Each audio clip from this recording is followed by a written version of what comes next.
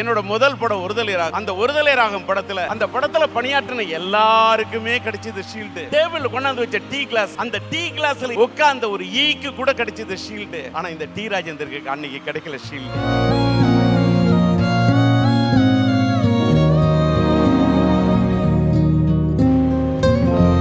ஆனா ஷீல்டு கிடைக்கல. ஆண்டவன் எனக்கு இந்த ஃபீல்ட கொடுத்த அந்த ஆண்டவனுக்கு நன்றி.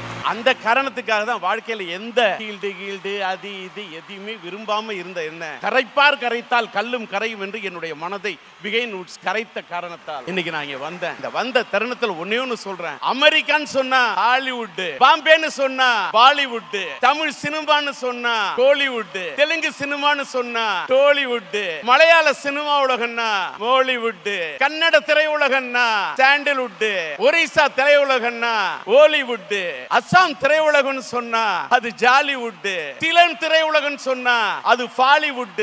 சினிமாவுக்குன்னு இருக்குது இத்தனை வுட்ஸ். இந்த இந்திய சினிமாவுக்கு எடுத்துக்காட்டா இருக்குது இந்த பிகைன் வுட்ஸ். ஒரு காலத்துல சினிமாவில் நின்னதுக்கு காரணம் என்னோட மெட்ஸ். அடுத்த கட்டத்தில் நான் நின்னதுக்கு காரணம் நான் போட்ட செட்ஸ். எல்லாத்துக்கும் மேல நான் நின்னதுக்கு காரணம் என்கிட்ட இருந்த கட்ஸ். அதனாலதான் என்னை கூப்பிட்டு வாழ்த்துது இந்த பிகைன் வுட்ஸ். பிரதீப் ரங்கநாதன் கூட சொன்னாரு, அத்தனை துறையை கையாண்டாரு, அத்தனை கிராஃப்ட்னு. நான் சினிமாவுக்கு வந்தப்ப எத்தனை எதிர்ப்பு. சினிமா உலகம்னு சொன்னாலே அவர் சொன்ன மாதிரி கதையா அதுக்கு தேவை ஒரு தலை, வசனமா அதுக்கு தேவை ஒரு தலை, பாட்டா அதுக்கு தேவை ஒரு தலை, ஏன் இசையா அதுக்கு தேவை ஒரு தலை, டைரக்ஷனா அதுக்கு தேவை ஒரு தலை, நடிக்கணுமா அதுக்கு தேவை ஒரு தலை, தயாரிக்கணுமா அதுக்கு தேவை ஒரு தலை. இப்படி சினிமானா தேவைப்படும் இயற்கையில பல தலை.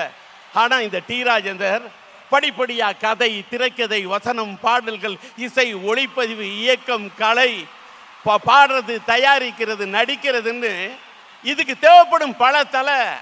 இது இத்தனையும் செஞ்சான் ஒரு தலை. இவன் உருவெடுத்த ஒருதலை ராகத்துல அதுலயும் இருந்தது ஒரு தலை. அந்த படத்துல இவன் தூக்குனான் தலை. இவன் பெற்றெடுத்த குழந்தைக்கு கத்து தந்தான் கலை. அவன் கொஞ்சம் கொஞ்சமா தூக்கி வந்தான் தலை. அவன் நடிச்ச படம் தான் 10 தலை. வாழ்க்கையில ஒண்ணே ஒண்ணு இருக்கணும் நண்பா, இன்ஸ்பிரேஷன். எதை வேணாலும் சொல்றேன், அசந்துட்டினா ஆக்கிடுவான் வெத்து தலை. அசராம நின்னாதான் கெத்து தலை.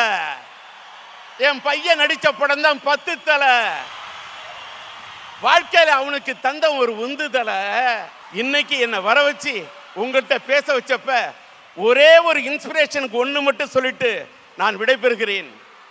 வாழ்க்கையில ஒன்னே ஒன்று சொல்றேன், இந்த உலகத்தில் அவமானப்படுத்துவான், அவமரியாதை பண்ணுவான், அழுத்த பார்ப்பான்,